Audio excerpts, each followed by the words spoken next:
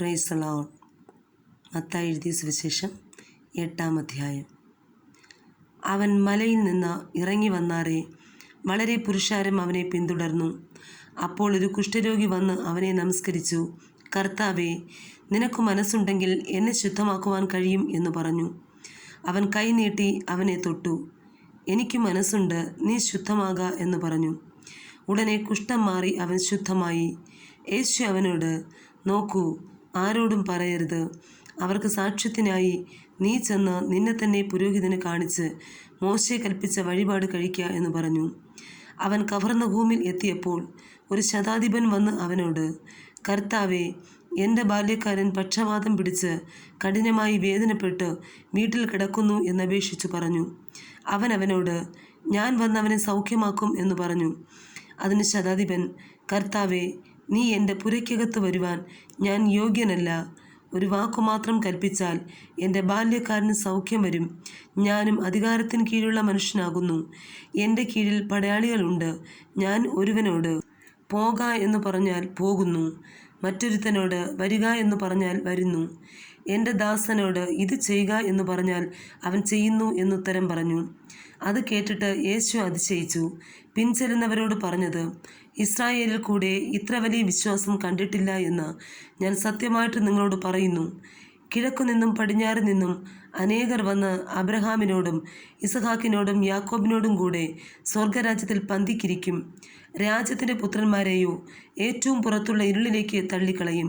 അവിടെ കരച്ചിലും പല്ലുകടിയും ഉണ്ടാകും എന്ന് ഞാൻ നിങ്ങളോട് പറയുന്നു. പിന്നെ യേശു ശതാധിപനോട്, പോക, നീ വിശ്വസിച്ചതുപോലെ നിനക്ക് ഭവിക്കട്ടെ എന്ന് പറഞ്ഞു. ആ നാഴികയിൽ തന്നെ അവൻ്റെ ബാല്യക്കാരന് സൗഖ്യം വന്നു. യേശു പത്രോസിൻ്റെ വീട്ടിൽ വന്നാറെ അവൻ്റെ അമ്മായിയമ്മ പനി പിടിച്ച് കിടക്കുന്നത് കണ്ടു.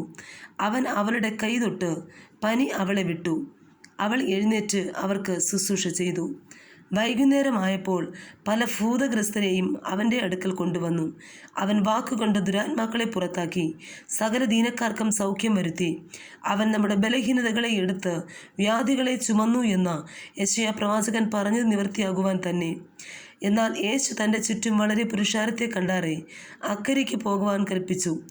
അന്ന് ഒരു ശാസ്ത്രി അവൻ്റെ അടുക്കൽ വന്ന്, ഗുരോ, നീ എവിടെ പോയാലും ഞാൻ നിന്നെ അനുഗമിക്കാം എന്ന് പറഞ്ഞു. യേശു അവനോട്, കുറുനരികൾക്ക് കുഴികളും ആകാശത്തിലെ പറവകൾക്ക് കൂടുകളും ഉണ്ട്, മനുഷ്യപുത്രനോ തല ചായ്പാൻ ഇടമില്ല എന്ന് പറഞ്ഞു. ശിഷ്യന്മാരിൽ വേറൊരുത്തൻ അവനോട്, കർത്താവേ, ഞാൻ മുമ്പേ പോയി എൻ്റെ അപ്പനെ അടക്കം ചെയ്യുവാൻ അനുവാദം തരയണം എന്ന് പറഞ്ഞു. യേശു അവനോട്, നീ എൻ്റെ പിന്നാലെ വരിക, മരിച്ചവർ തങ്ങളുടെ മരിച്ചവരെ അടക്കം ചെയ്യട്ടെ എന്ന് പറഞ്ഞു. അവൻ ഒരു പടകിൽ കയറിയപ്പോൾ അവൻ്റെ ശിഷ്യന്മാർ കൂടെ ചെന്ന്. പിന്നെ കടലിൽ വലിയ ഓളം ഉണ്ടായിട്ട് പടകു തിരകളാൽ മുങ്ങുമാറായി.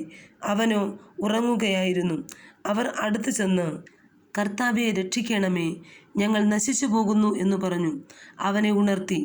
അവൻ അവരോട്, അല്പവിശ്വാസികളെ, നിങ്ങൾ ഭീരുക്കളാകുവാൻ എന്ത് എന്ന് പറഞ്ഞ ശേഷം എഴുന്നേറ്റ് കാറ്റിനെയും കടലിനെയും ശാസിച്ചപ്പോൾ വലിയ ശാന്തത ഉണ്ടായി. എന്നാറെ ആ മനുഷ്യർ അതിശയിച്ചു. ഇവൻ എങ്ങനെയുള്ളവൻ, കാറ്റും കടലും കൂടെ ഇവനെ അനുസരിക്കുന്നുവല്ലോ എന്ന് പറഞ്ഞു. അവൻ അക്കരെ ഗദരേനരുടെ ദേശത്ത് എത്തിയാറെ 2 ഭൂതഗ്രസ്തർ ശവക്കല്ലറകളിൽ നിന്നും പുറപ്പെട്ട് അവന് എതിരെ വന്നു. അവർ അത്യുഗ്രന്മാർ ആയിരുന്നതുകൊണ്ട് ആർക്കും ആ വഴി നടന്നുകൂടാഞ്ഞു. അവർ നിലവിളിച്ചു, ദൈവപുത്ര, ഞങ്ങൾക്കും നിനക്കും തമ്മിൽ എന്ത്? സമയത്തിന് മുമ്പേ ഞങ്ങളെ ദണ്ഡിപ്പിപ്പാൻ ഇവിടെ വന്നുവോ എന്ന് പറഞ്ഞു. അവർക്കകലെ ഒരു വലിയ പന്നിക്കൂട്ടം മേഞ്ഞുകൊണ്ടിരുന്നു. ഭൂതങ്ങൾ അവനോട്, ഞങ്ങളെ പുറത്താക്കുന്നു എങ്കിൽ പന്നിക്കൂട്ടത്തിലേക്ക് അയക്കണം എന്ന് അപേക്ഷിച്ചു. പൊയ്ക്കൊള്ളുവിൻ എന്ന് അവൻ അവരോട് പറഞ്ഞു. അവർ പുറപ്പെട്ട് പന്നികളിലേക്ക് ചെന്നു. ആ കൂട്ടം എല്ലാം കടുംതൂക്കത്തോടെ കടലിലേക്ക് പാഞ്ഞു വെള്ളത്തിൽ മുങ്ങിച്ചെത്തു. മേയ്ക്കുന്നവർ ഓടി പട്ടണത്തിൽ ചെന്ന് സകലവും ഭൂതഗ്രസ്തരുടെ വസ്തുതയും അറിയിച്ചു.